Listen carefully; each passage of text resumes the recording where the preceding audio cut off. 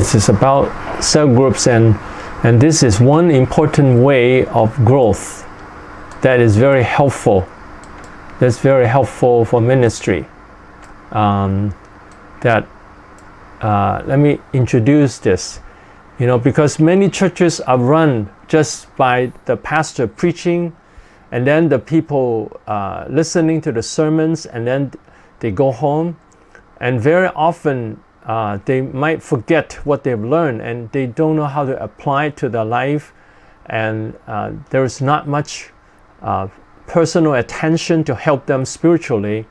And what happened is then it's hard for them to grow. And also the lay people, if they don't participate in any ministry, they are not part of the worship team or Sunday school, then very often they don't have anything to contribute to the church. But in the cell group system, it's like this, that the pastor will build up a group of cell group leaders. And this group of leaders is first built up when the pastor started a cell group himself. That he will lead the cell group. In a cell group, later we'll talk about the content, but one part of it is the application of the sermon, the messages of the sermon. And then we'll discuss with the group members and help them personally. It's not just teaching, it's two-way communication. So listening to the people and then responding to them. The pastor first start a cell group, and he will apply the messages of the sermon and then discuss with the group members and then help them to apply it, and also find out how the spiritual life of the members are by caring for them. It's not by pressure, but by caring for them and helping them. When the pastor knows that they have certain problem, they will help them.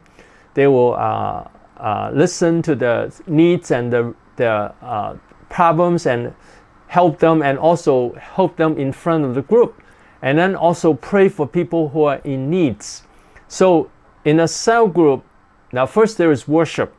There is actually is ice break, that time to build up relationship, and then there is worship, and then there is application of the message.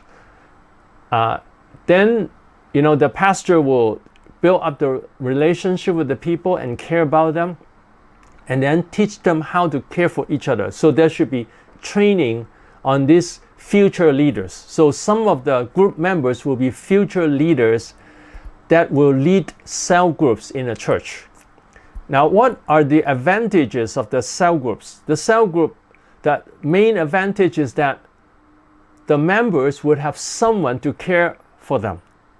When they come to the church, it's not just coming to the church and listening to the message and go home, but they have some people to care about them and listen to them and responding to their needs and helping them with their spiritual life, so they can apply the messages. Now, in many churches, many members, they don't know how to apply the messages, and also when they have problem in the spiritual life, they don't know who to go for. They cannot all go to the pastor. The pastor will be too busy.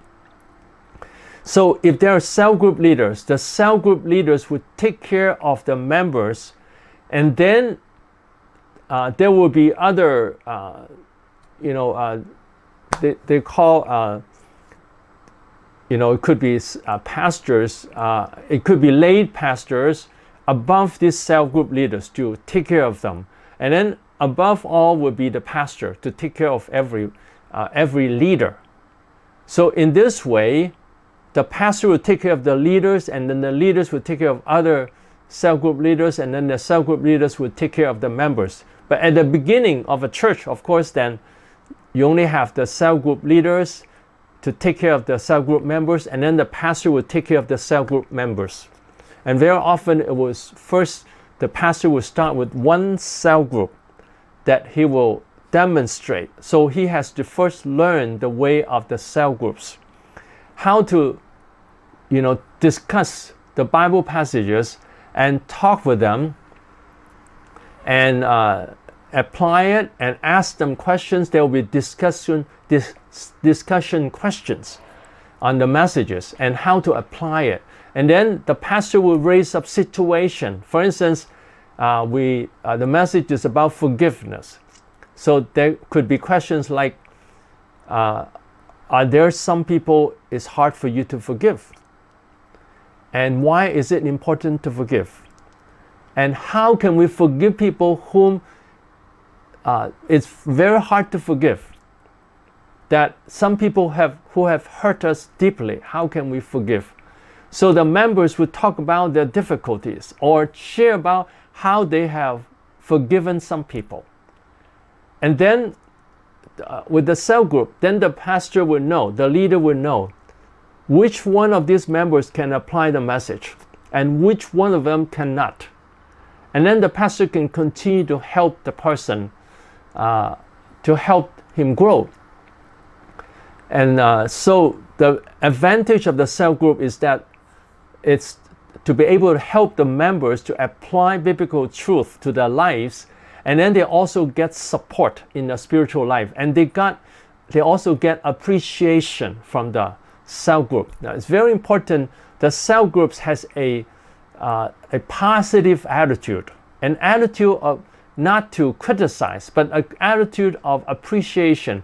You have grown, you have applied the Word of God, you are growing, it's wonderful, and everyone will applaud and thank God for that, and then other people can learn from that. So that builds up a positive atmosphere. And in this kind of shepherding of the members, that then the leader can know the growth of the members, whether they are growing, whether they are following God's word, and what are the problems, and also to find out who are the potential leaders of the church in the future. Which of these are potential leaders that they can be used by God greatly to bless other people, that some of them even to be raised up to be ministers in the future. So the cell group ministry has great advantages compared to the regular just preaching the sermon and the members just listen, because very often the members don't know how to apply the truth, and then they will have a problem applying the truth, and when they have spiritual problem, they don't know where to get help. So in a cell group, there can be weekly help, and also prayer for each other, and also there can be laying on of hands by the leaders on the members to bless them, to help them to experience the Holy Spirit, and help them to build up a close relationship with God, and help them to find ways to grow in the Lord. So there are many churches in the world that are very large, that grew up to be so large from cell groups. That because if you just have a preaching church, a church that only have preaching, then the growth cannot be very large. And also, even when the church is large, the people are not necessarily growing individually. They just attend the church. They like the church. Maybe they like the meetings, they like the healing, they like the help, but they don't grow spiritually. The cell groups help the members to grow spiritually and to be able to apply the truth, and also to serve God. So the cell group, it is a place that the members can pray for each other, care for each other, that they can help other people and serve God right in a cell group. So a cell group church is a church that is made up of many cell groups, and also have the worship service and have many cell groups. And the advantage is that there is cohesiveness, that the members are held together by these cell groups, and then the leaders care for them, build up their spiritual strength, and help them to serve God. And so this it's a way that the members they can grow, and they have a sense of belonging because they are cared for by the leaders, and also the members become strong Christians and are motivated to serve God. So cell group churches very often can grow much in quality first, and then in quantity, because when the cell group leaders, they work hard to bring people into the cell group. They bring people, non-Christians and Christians. But there is a way, we'll talk about that later, a way whom to bring into the cell groups. And then in the cell groups, then it's a way of growth for the church, okay? So here, many cell group churches have much growth in quantity and quality of the members. Okay, cell groups and cell group churches. A, in each cell group, there is a group leader and a vice group leader. They are responsible for leading the cell group gathering and caring for the group members spiritually and also in the whole life. So in each cell group, there is a group leader and then a vice group leader, a person, the second group leader who helps the group leader to take care of the people, to counsel the people, to mentor the people, and they are responsible for leading the cell groups gathering. And then not just the gathering, the cell groups activities, not just in the cell group, it's in the daily life that they care for the group members spiritually and also in the whole life. So in healthy cell group churches, the cell group leaders would help, to relate to the members in a daily life. That there will be times during the week that he will call up these members, maybe visit them and help them spiritually, so that these members don't just relate to them in a cell group, but also relate to them in a daily life.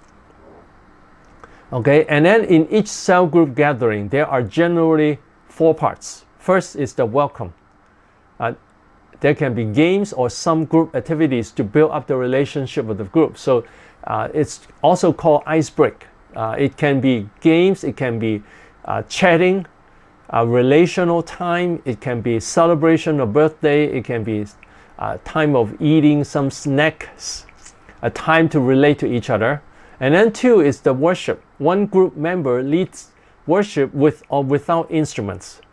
So there's no pressure to always have musical instruments. There can be no musical instrument. They just get used to leading the worship. The main point is that they can worship God together with praise and worship. And then 3, word. There is a review of the sermon of the previous Sunday worship and discussion and application. So review talk about the main points of the sermon and then discuss it and apply it. And then 4, work. The members share their needs and pray for each other, and they are also encouraged to reach out to outsiders. So there are 2 parts, that the members share about their needs and then they pray for each other. And then, so this is work in a sense, they care for each other. And then they are also encouraged to reach out to outsiders, or there are plans to have activities outside the group. For instance, outings or eating somewhere, and then invite outsiders to attend, and then invite these outsiders to go to the cell group. Okay, so these are the activities of the cell groups. And then C, the cell group leaders and vice leaders are responsible for holding the cell group gathering and follow up on the members. So they have to hold the meetings and then follow up on the members. They will train members to become core members who also take up these responsibilities. So other than the group leader and the vice group leader, they build up core group members. Now, core members mean members who are committed. They are committed to build up the group. They will participate actively in the discussion. When the group leaders or someone lead the discussion, now, it doesn't have to be the group leader and the vice group leader to lead the discussion every time. They can also ask some other people to lead and train them to lead. So this is a way of training. And then, so they lead the, okay, so the leaders, or the vice leader or other people lead the meeting. And then they can train other people to become core members. Core members are members who are very active, who are willing to build up the group. And they will answer questions quickly when no one answers the questions. For instance, if they have the discussion questions, they will answer quickly. So to help other people to feel more comfortable to respond to the questions. So they will help build up the atmosphere of the group. They will participate, they will encourage each other, they will appreciate the group leaders and the other people for participating. So their participation will make the cell group more lively. So these are the core group members, and they are committed to the groups. They are committed to come early and pray for the group, and so that they also learn to care for other members. They care for the newcomers and other members too. And then D, compared to the traditional church model, the advantage is that lay Christians are raised up to serve God, to reach out to non-Christians and to build up Christians. A single pastor cannot follow up on so many members. So the group leaders and the vice group leaders and also the core members and other people can follow up on the other members. And so they are trained to follow up on people and build up their spiritual life. Because one pastor cannot take care of so many people. So the cell group shared the responsibility of shepherding with many lay members, the group leaders and the vice group leaders and the core members and even some other members. They will participate in shepherding the members.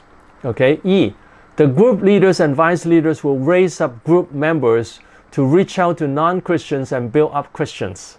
So they will raise up these people to reach out to non-Christians and build up Christians. As a result, more Christians participate in ministry. God wants every Christian to serve God and give an account in the last judgment. So Christians will participate in the ministry. They will share ministry together. Compared to the church when the members just listen to the sermon, many members don't have a chance to build up the spiritual life of other members. But with the cell groups, they can build up the spiritual life of other Christians, and then of the non-Christians, and they have a chance to serve God. And when they get used to helping people spiritually, then they can grow in ministry. They can participate in different kinds of ministry. Okay, F. These verses can best be fulfilled in cell groups. So these verses talk about what Christians can do can be fulfilled in cell groups. Ephesians 4:15. But speaking the truth in love may grow up in all things into him who is the head, Christ, from whom the whole body, joined and knit together by what every joint supplies, according to the effective working by which every part does its share, causes growth of the body for the edifying of itself in love. So Ephesians 4:15 here and 16 here talks about the body of Christ growing. And how does it grow? So that all the Christians may grow when they speak the truth in love, may grow up in all things into Jesus Christ, from whom the whole body, every Christian, joined and knit together. Everyone is joined together by what every joint supplies. So they would join together with joints, and according to the effective working by which every part does its share. So every little part participate. Every group member, every cell group member will participate. First is the cell group leader and the vice leader, and then the core members, and then gradually more and more people participate. So they're given a chance to lead worship, given a chance to lead the discussion, because it's all written down for them, and then so the leader can help them, prepare for them how to lead the discussion. And then gradually they're trained also to help other members, to care for them, to pray for them. So each part does is share, and then it will cause growth of the body for the edifying of itself in love. So it gives a chance for Christians to care for each other, to love each other, and to build up each other. So this is very important. This is very helpful, a way to build up every Christian in ministry. This kind of churches generally is more healthy. They're more healthy, and they build up more Christians. And also, there is always an emphasis of mission work of the cell group churches. So they get used to helping other members, and then they are trained to go into mission field. Now for you could be going to another place where they have needs, and then you go and help them spiritually, or demonstrate how to do the cell groups, or share the messages, or build up people's spiritual life. When they get used to building up the spiritual life of other group members, then it's easier for them to learn to serve God, and also share how they serve God by helping people spiritually and by bringing people to Jesus. So cell group is a very effective way, and in the cell group network in Hong Kong, there are hundreds of people participate in mission work every year. So every year they have people who participate, from the elderly to the young people. Many young people participate in the mission work, and then they go to different places to help the churches there, and to reach out to the people and strengthen the people. Okay, G, the pastor has to have cell group gatherings with the cell group leaders and vice leaders. Now the first turn is that the pastor will have a cell group. This is the first turn. The pastor has to do the cell group himself. And then he trained the first group of group leaders. Now, not everyone in the group will become a group leader. He has to discern who are capable of becoming a group leader. Now, some people cannot communicate with people well. They have to be trained more. They have to need more time to grow. They cannot be group leaders yet. And then when they get used to it, and gradually they can become group leaders. And then after the pastor trained the first group of group leaders, and then this group leaders will find members, or actually it's best that the pastor with the group leaders will plan to divide the people in the church into small groups, and then ask them if they're willing to join small groups.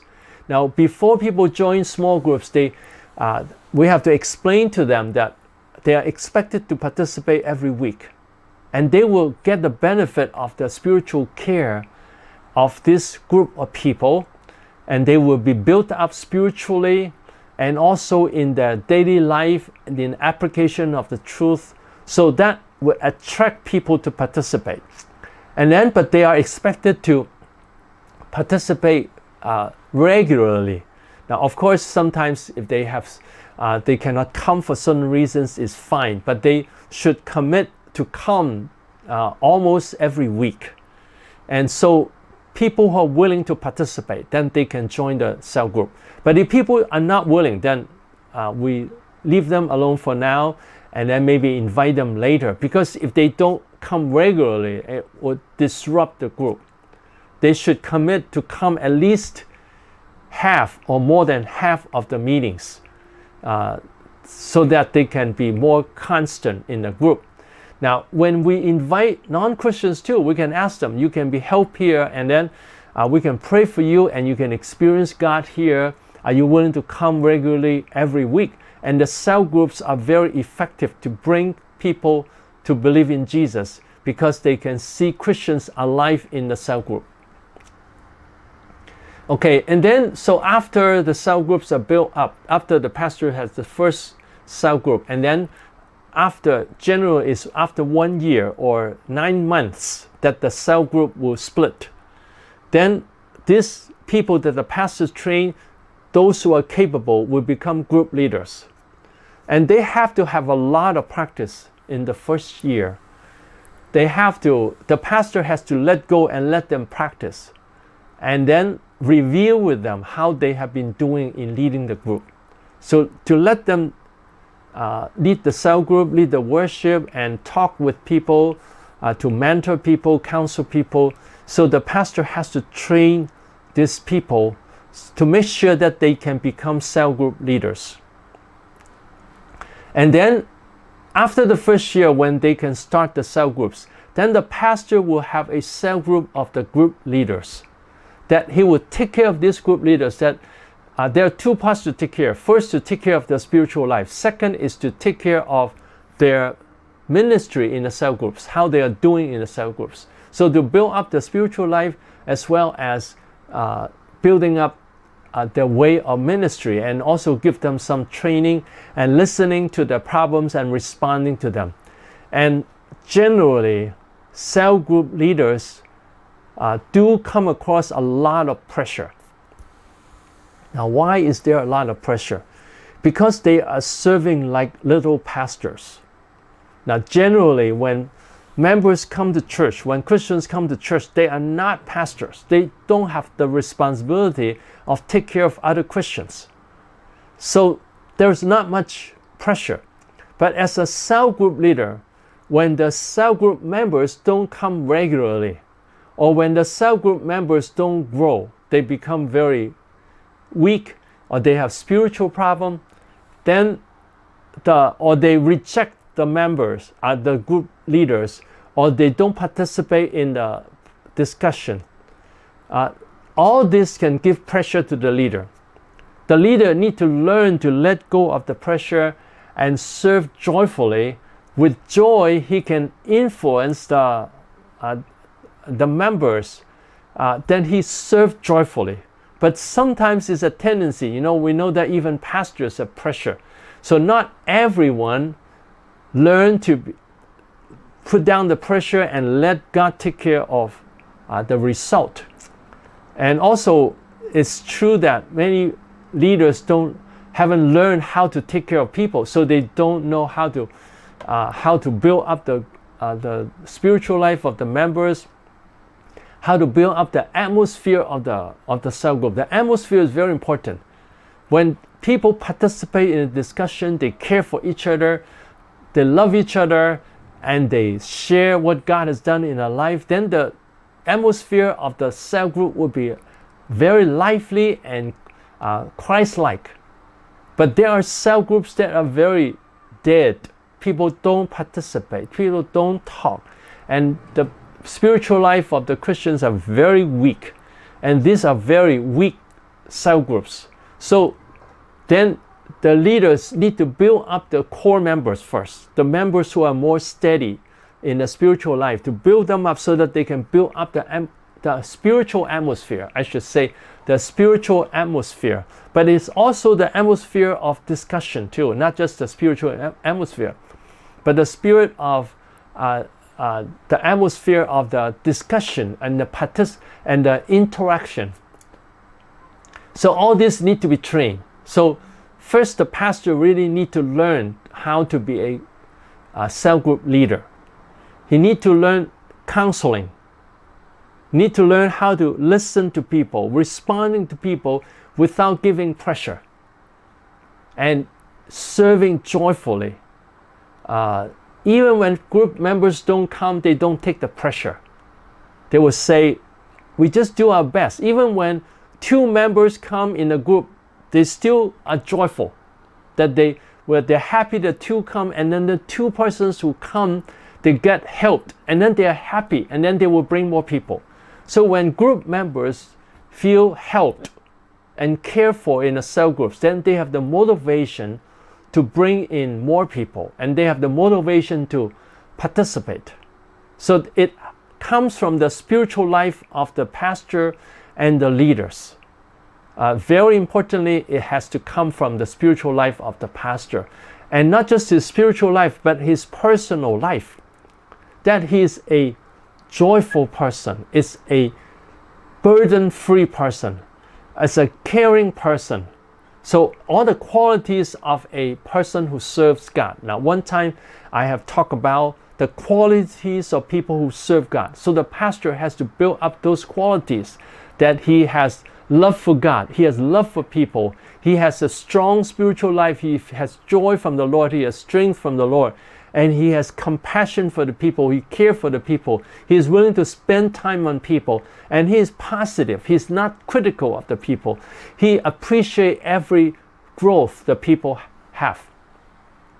So when the pastor have these qualities, and also how to, that his sharing relate to the people, it's not just talking about theory, it's talking about something real in their life.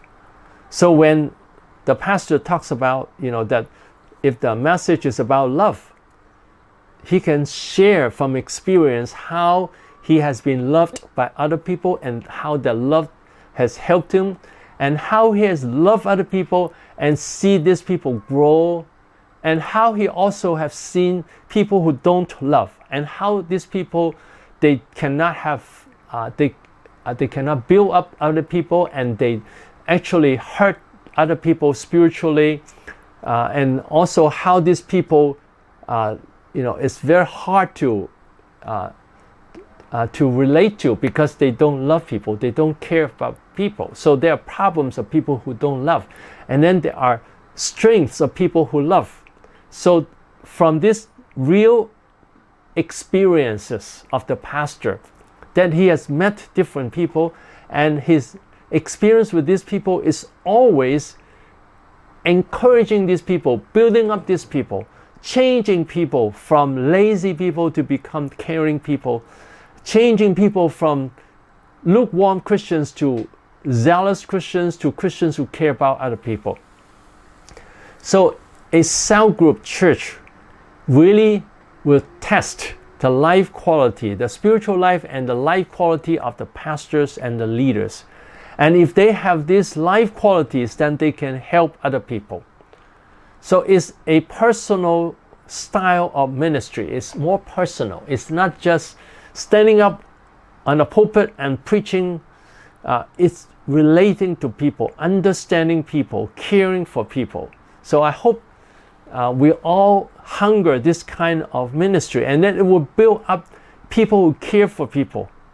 It will build up people who can serve God. The self-group churches can raise up more people to serve God. So this is something very wonderful. It will help up, it will build up people who are willing to serve God, build up ministers. So the pastors has to have cell group gathering with the cell group leaders and the vice leaders to build them up spiritually and respond to their problems and needs in the ministry. So two parts, help them spiritually and respond to their own problems and needs in the ministry. Because the leaders are like small pastors and they will face difficulties in ministering to members, they need to be supported. Now this is it's an important topic on the cell group. So I hope you would think, and then you would ask questions. So you can ask questions of how to run the cell group. H. The leaders will spend time mentoring the members individually. So the leaders will spend time one-to-one, talk with the members. Now sometimes if time is limited, it's possible to have 2 or 3. But it's best mentoring one-to-one. Mentoring the members individually. This includes listening to the condition, their needs, and the problem, and responding to them. So listening to them and responding to them, caring for them is not just teaching them, it's counseling them, responding to where they are, and training them in some area and praying for them. So train them and pray for them. So the mentoring also includes training and praying for them. The pastor will mentor the leaders. So there's mentoring in a cell group system. And then cell group churches are churches in which cell group ministry is the most important elements of the church. And also there is worship. And then there is, so there are the two wings of the church. One wing is the worship service, and the other wing is the cell groups. And much attention is paid to building up the cell groups and the cell group leaders. So much attention. And even in the messages, there's a lot of building up of the cell group and the cell group leaders, and to encourage every member to become cell group members. And there is encouragement in the sermons to support the cell group ministry. The two wings of the cell group churches are the worship service and the cell groups. All members of the church are invited to join a cell group. The members are encouraged to attend the cell group relatively regularly. So they are invited to join, and they are expected to join relatively regularly, at least 2 times a month or 3 times a month. Participate in the discussion of the cell group. So they're expected to participate. Now, in the beginning, they might not, but then gradually, we make the questions easier so they can all answer, and encourage the newcomers to answer. And then respond to and care about the cell group members. So each member can share at the beginning of the icebreak time. They can share about their life since the last cell group meeting. How is their personal life, their spiritual life, how is the family? So they will share about their problems in the daily life, in the family and in the work, in the spiritual life. And then the leaders and the cell group members will respond to them with care and understanding of the problem. It's not just teaching. First is to understand and accept them, and to guide the person to find ways to solve the problem. So this is very important when I talk about counseling. It's listening to them and empathizing with them, and say, I know it's difficult. And also naming their feelings. For instance, if they have guilt, we can say, oh, are you feeling guilty because you have done that? Or because you have not done something for your family members, do you feel guilty? Or do you feel pressure? Do you feel unhappy? So we can ask questions to help the person to identify the feelings they have. And then after they can identify the feelings, and then we can empathize with them and say, I know it's very difficult for you. I know it makes you feel unhappy. I know it gives you a lot of pressure. And then we can ask them, do you want to solve this problem? And what are some ways that you can improve in managing the problem? And guide the person to think, and then we can help them find ways, and then how can they apply the ways to their life. So mainly to guide them to think, not just tell them how to do it, but guide them to think how to solve the problems, how to improve on the situation, and then care about them. And sometimes if the counseling is too long, then we can do it afterwards, or have another time. Be supportive of the cell group. So the members are encouraged, they support the cell group and help each other.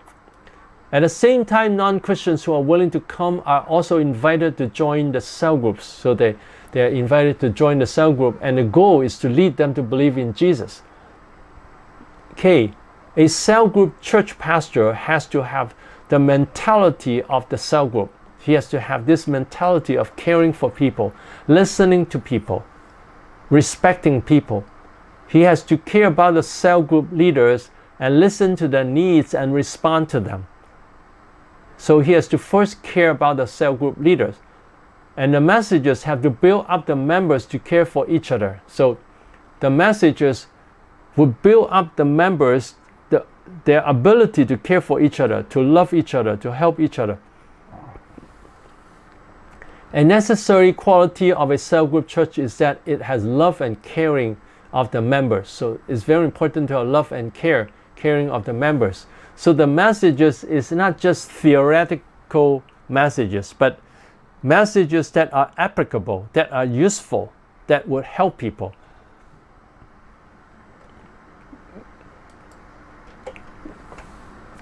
Okay, and then cell group church pastors have heavier workload because it's not just preparing for the message. He has to build up the cell group leaders. He has to counsel and mentor the cell group leaders, and he has to visit. Also, he should visit the cell groups to understand how the cell groups are and to know the people. Because they have to train, build up, support, and mentor the leaders. They have to care about personal needs of the leaders. They have to make sure that the cell leaders are doing the job and don't burn out. So to make sure that they are doing the job, how are they doing in leading the cell group? So he has to visit the cell group to find out how they're doing, and then to find out, to mentor them, to find out what do they have pressure, and then do they have a feeling of being burned out, and help them overcome that feeling. They have to coordinate with them how to run the cell groups. So have to coordinate with them and relate to them how to run the cell groups.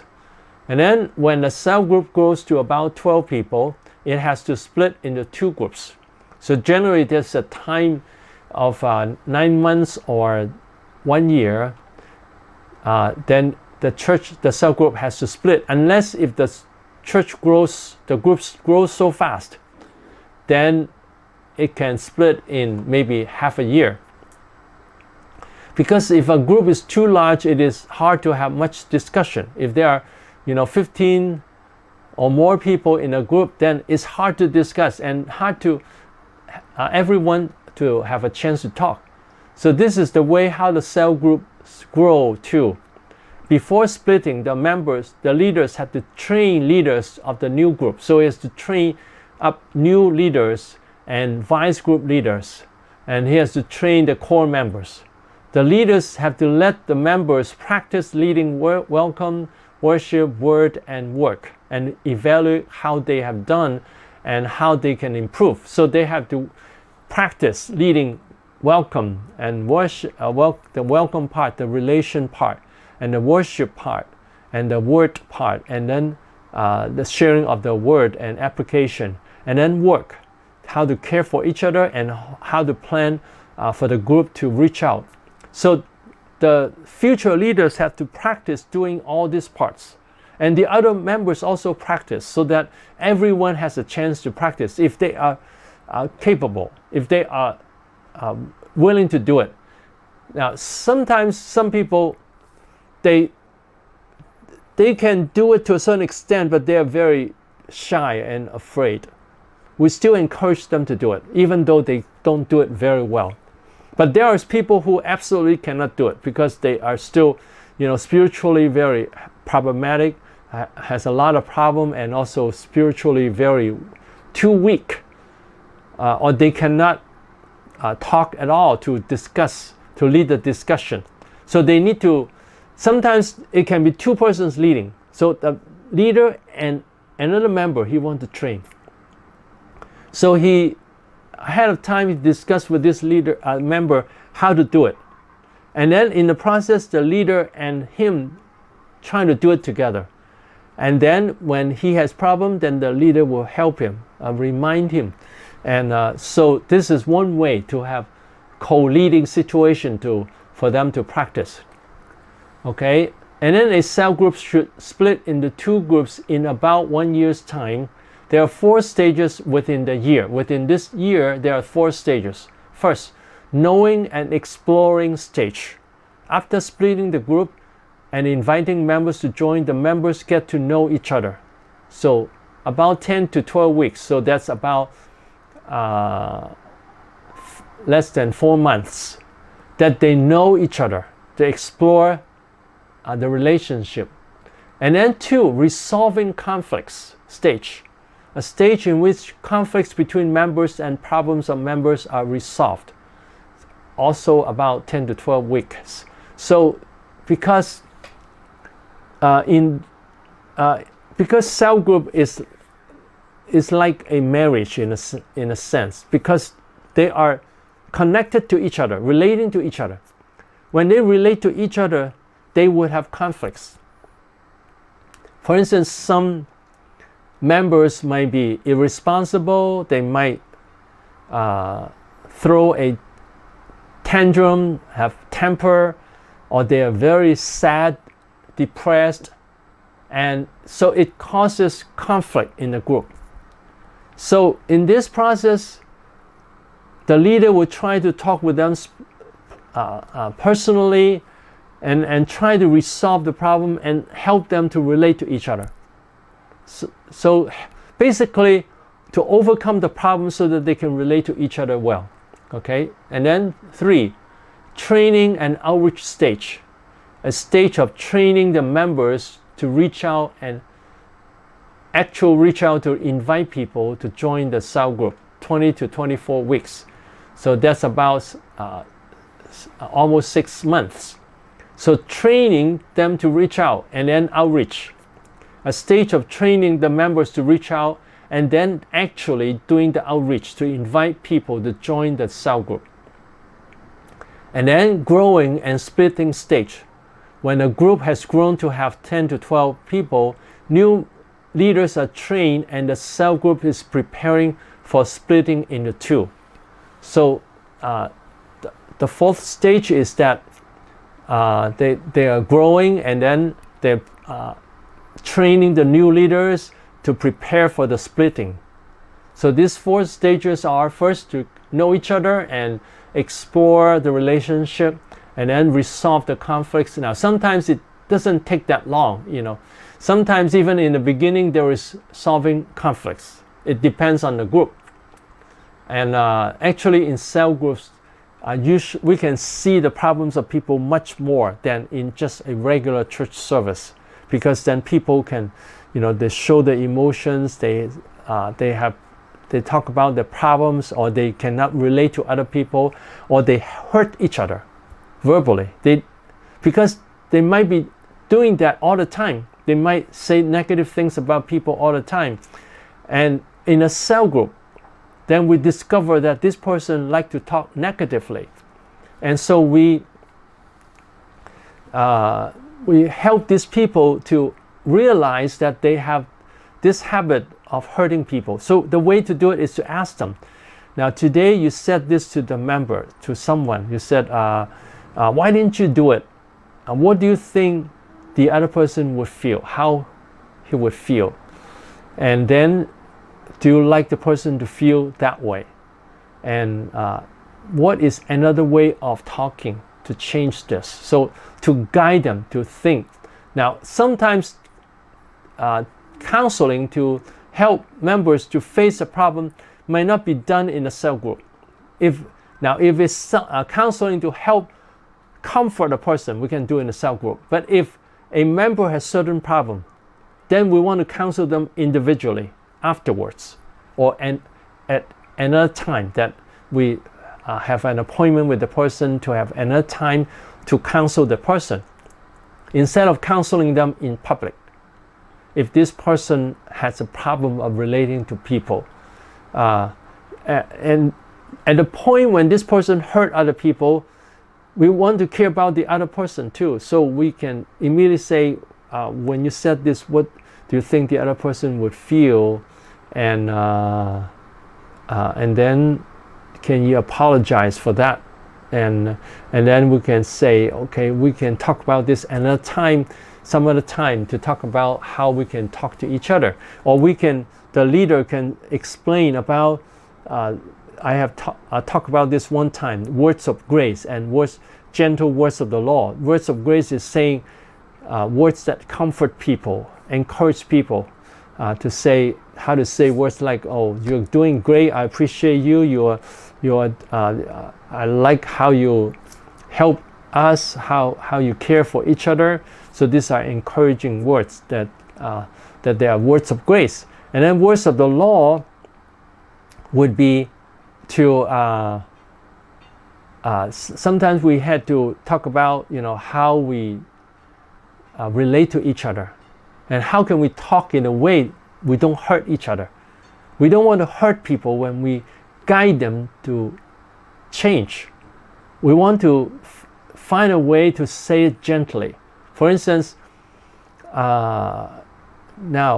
just now when you said that, how does the other person feel? And what is a better way that we can say this without hurting the person? And what do we have to pay attention to? And what is the, when we say something critical, how does it affect the other person? So we have to guide them to understand the destructiveness of negative words and critical words. So this is a very important skill, the skill of counseling. And not to make the person feel hurt. Now, if a leader doesn't know how to handle that and it hurts both persons, then both persons will leave the group. And then other people seeing the two persons leave the group, they also will leave the group. So cell group leaders have to learn all this. And so if anything happens in a cell group, the cell group leaders has to report to the pastor. And then the pastor will try to counsel them and help them overcome the problem. And there should be written a general reporting of the cell group too. How it has happened, what happened, and how do the people relate. So there can be simple reporting of the cell group to give to the pastor, that it can be written in a form, that the form writes down, in a form that they write down what happened in a cell group. Cell groups that cannot grow should be regrouped into new groups to try out a new leader. So if it doesn't grow, then it has to be regrouped to try a new leader. And then the leader who cannot bring any growth, that has the pastor or another leader has to help him, listen to him. So in the process of during the year already, the pastor would try to help this leader who has problem leading the group, how to lead effectively. And so they're regrouped into new groups to try out a new leader and new members to see whether it can grow. So to try to split up the group and try a different way. In the whole process, now, of course, the regrouping has to come from discussion, that they discuss how to regroup the groups. What is one possible way that can make it workable? In the whole process, there is much mentoring, training, evaluation, and discussion about what should be done to the cell groups. Okay, so there should be much discussion and mentoring on how we can do the cell groups better. If a church wants to try the cell group model, there should be training of the pastor and the church members. Trained leaders should try to lead cell groups of members for 1 year. There is evaluation to see whether the church is suitable to follow the cell group model. So if a church wants to try the cell group model, there should be training of the pastor. The pastor has to be trained. And then the members has to be trained. And the trained leaders should try to lead cell groups of members for 1 year. And there is evaluation to see whether the church is suitable to follow the cell group model. And what are the problems and how can it be corrected. Not all churches are suitable to start to have cell groups. If the members just want to listen to sermons and have not learned to communicate with other people and care for each other, it is hard for them to follow the cell group model.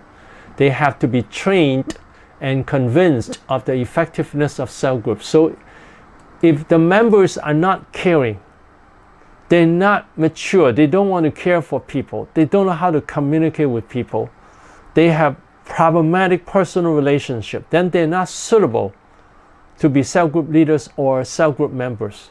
So the church has to be evaluated, and the pastor has to have messages to build up the spiritual life of the Christians, to build up their ability to relate to people, the ability to listen to people and to counsel people. All these are very important part of cell group. So there should be evaluation. Now, if not all the members can have a cell group, sometimes a few members, if a pastor finds there are a few members who have the potential, then he can start a cell group with a few members. And then some other members who are willing to participate. If there are a few members who are willing to participate and relate to each other and care for each other, if there are a few members, or even two, a cell group can be started with a leader and two members. It's fine. It doesn't matter. It can be a small group, and then the pastor will, in the process, he will train himself how to care for people.